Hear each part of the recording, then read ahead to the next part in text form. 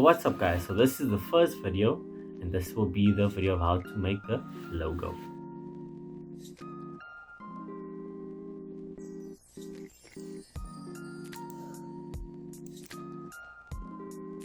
Hi guys, so this is what we're going to do first. First we're going to be working on the logo and then we will move on to the rest.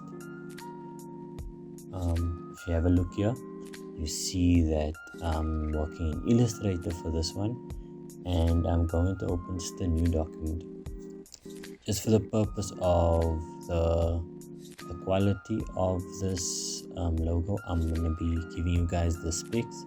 Make sure that the quality of the document is always high for the purpose of the logo being high resolution, which means it will be just a high quality logo and it won't pixelate at all.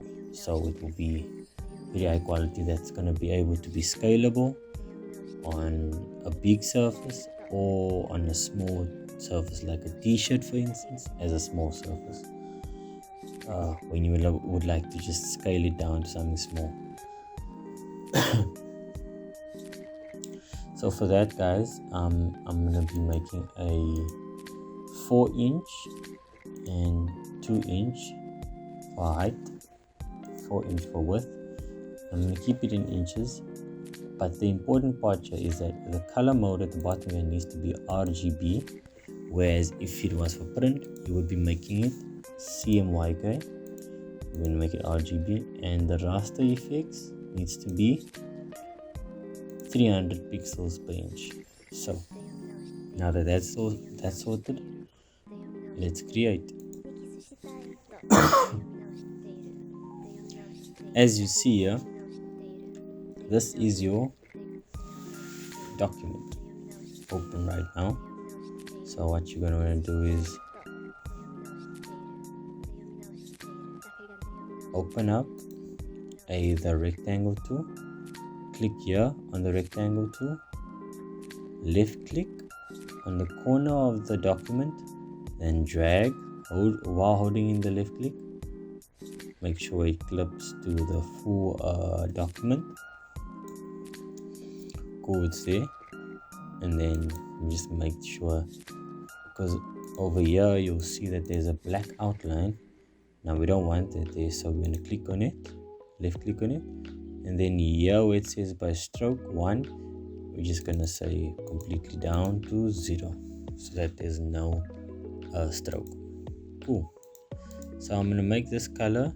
To change the color of the rectangle, I'll be coming here to the foreground color here where it says fill for X. This white color here, I'm going to double click that. Then I'm going to choose a color. This is just the background color, so it won't really be making a difference. But yeah, let's just choose that. Say okay, cool. Now what we're going to do is go to our documents, and here I have a picture of a Burger King logo. I don't know about you guys, but I really love Burger King. If any of you guys do love it as well, leave a comment down below and let me know. If you don't, it's completely understandable. Not really, but that's your choice. So if you have a look here, this is the Burger King logo. So what I'm going to try and do is make a more simplified version of this logo, and the way I'm going to do that is by going to the text tool over here and left click on the text tool, and it should be changing your cursor to look like this. Then wherever you are on your page, you can just click and drag. Make sure it's big enough. There we go. And it's going to bring up this bunch of gibberish. This is just called a placeholder font. So while it's blue like that, you are going to type what you are trying to say. For instance, B. Make this smaller.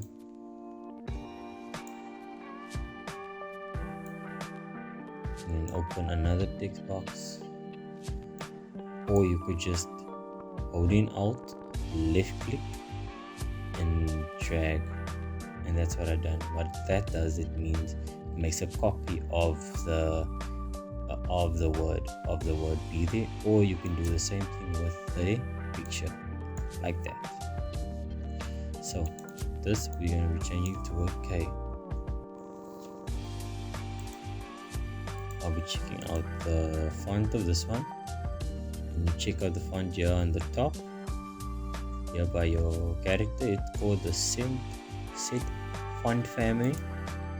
Click on the drop down, and I'm going to choose this Aileron. This is a font that I downloaded. It's a pretty nice one. I like it a lot. Then I'm going to change the K to the Aileron. Sorry for my pronunciation if it's wrong. But here we go. Just make this text box smaller. Left click, drag, and there we go. Cool. Then what you're gonna want to do is right now, while they are in their text box, you can click on the K, hold shift, click on the B, and then you will be sure that when you reach this stage that you have exactly what you want typed out, so that you don't need to make any changes. So be careful of spelling errors when it comes to this part. So click on the K, click on the B, and then you would say create outlines, or shift control 0. Sorry, O. And I'm click on that, and then what that means is it creates outlines around the text to turn the text into a shape. And as you can see, it's no longer text where you can edit, it became a shape. The font became a shape. Cool. So what I'm going to do is add a stroke to both of these. I'm going to make this a stroke. Let's make this 1. I'll show you guys now why I say let's make this 1. So while the stroke is so big, what you're going to want to do is as well is, if you try and change the color here, it only changes the inside. You see, and that's not what we're looking for. So what I'm going to try and do is, when you see this, when the B shows this, and you can see the stroke that is not highlighted, what you're going to want to do is come here to the left panel, the shape border tool, or shift M, click on that.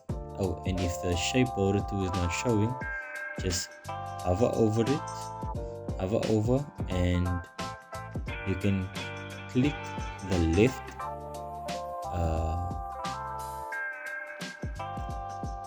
just do a left click on the drop down here where it shows the small arrow over here. Click and hold, and you should be able to search through the options to see where the shape border tool is. But it's normally with a live paint bucket.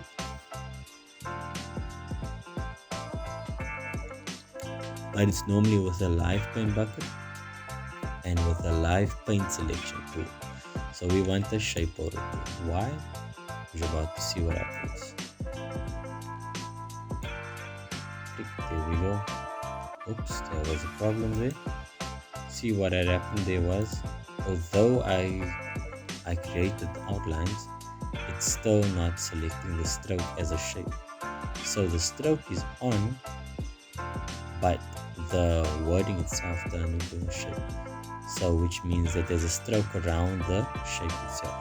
So what we want to do is we want to change the stroke to be a part of the shape as well. So for that, we'll go to the top on the menu bar.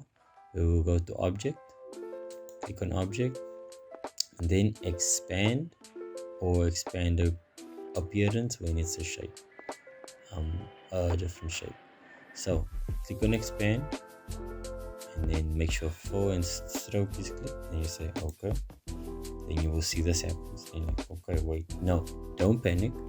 Just go back to your shape border tool, click with your left click and drag to combine, and there you go, it becomes one big shape like that. So let's do the same thing with a K. Object, expand, okay.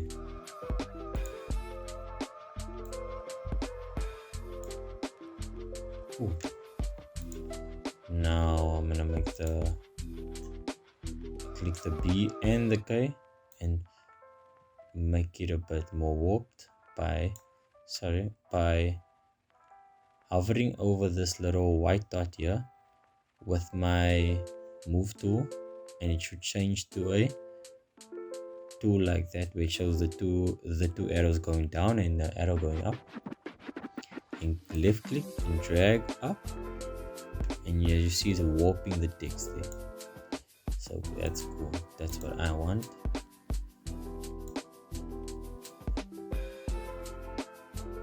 There we go. I want the K to be almost the same size as the P. Okay, cool. Now that we have our BK, it's our Burger King. There we go. Click and drag. For the sake of this video, I'll be keeping this logo very simple. So now I would like to add a bun effect. So I will be choosing the ellipse tool. Over here by the ellipse tool, you just press the drop down, and it should be one of these tools should be selected. But if you click on the tool that is selected, you click on the drop down by holding in the left clicker, you will be able to go through the different shapes. Yeah, so we will be choosing the ellipse tool. So to use the ellipse tool, make sure that your cursor changed to this crosshair, and left click and drag. I think that's fine. Cool. It becomes one big ellipse tool shape. Then what we'll be doing is click the drop down on the ellipse tool, go to the rectangle tool and draw a rectangle. Make sure that when you try and draw this rectangle, that it's in line with the middle of this ellipse shape, and you make sure of that by this pink. Make sure that the pink line that's showing right now, that means it's in line with that certain section of the shape. Click it right over. Cool. Then what you want to do is, over here you see this black rectangular box. You don't want the rectangle box black, so you're gonna switch to the foreground. Or if you don't have the option to just switch the fill and the stroke, what you can do is at the bottom here, there's normally option to make it none, which means it's gonna be not any color, not any specific color. So click on that. You see it changed, so there's not any specific color, but make sure that this rectangle is still selected, and then you selected the ellipse tool and the ellipse shape. You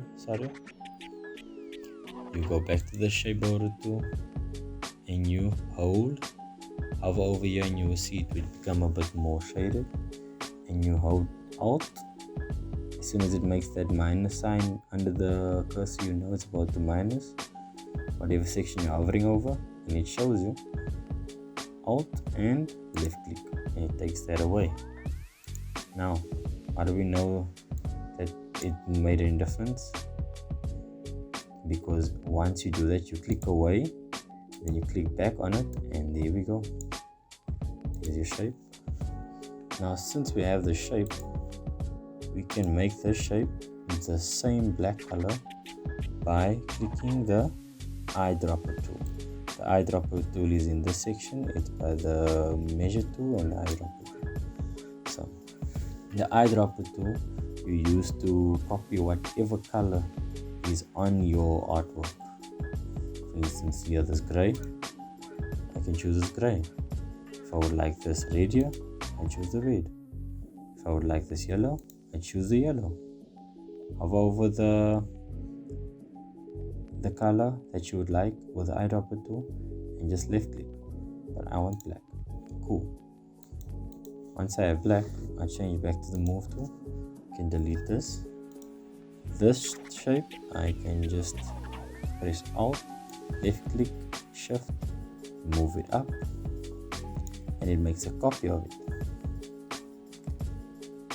And by holding shift, you bring it up right in line with the first shape. Then what you want to do is you would like to turn the top side of the bun around. Make sure that it shows this skew arrow shape when you're hovering over the right corner or the left corner, and hold shift and left click and turn. By holding shift, it turns it in a specific measurement, in a specific angle, and doesn't give you the free roam that you would need for other things. For instance, let me show you. Where if we don't hold shift here, you see we go to any specific measurement. But because I want a specific measurement, I hold shift, click and drag like that, and there we go. So we're gonna put this on top there. Put this on top there.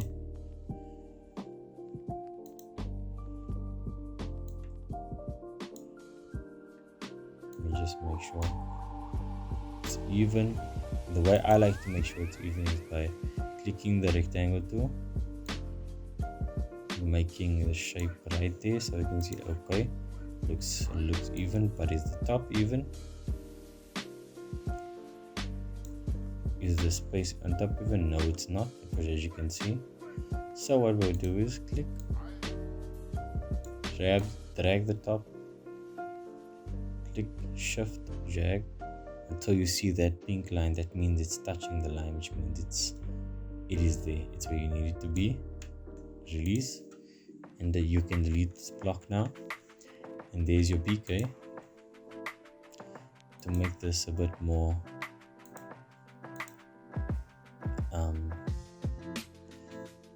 proper, you hold shift, click on the right white dot in the corner when the object is selected, and click and left click, drag until it's in line with the spot of the K over here, just to make sure it's even. I can delete this, and then click, Alt, drag, shift right down, and then shift or wait for that skew arrow, and then turn it right around so that it's the exact same shape bun, sorry. And there we go. Just make sure the shape, the spacing, cool.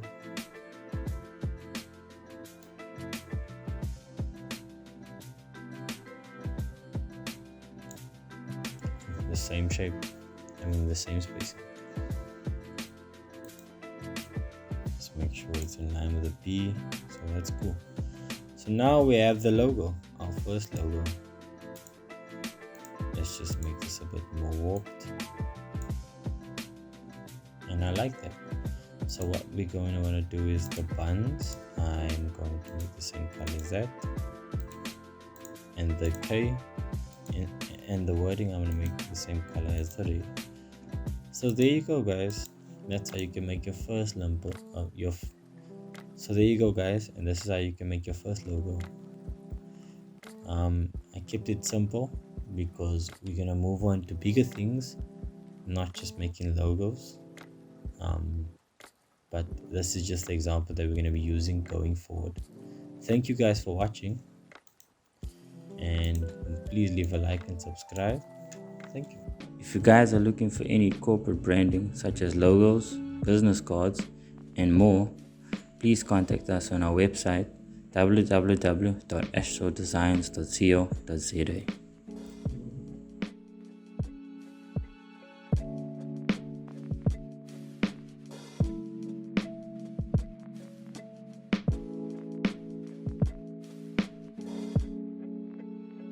If you would like to check out some of our work,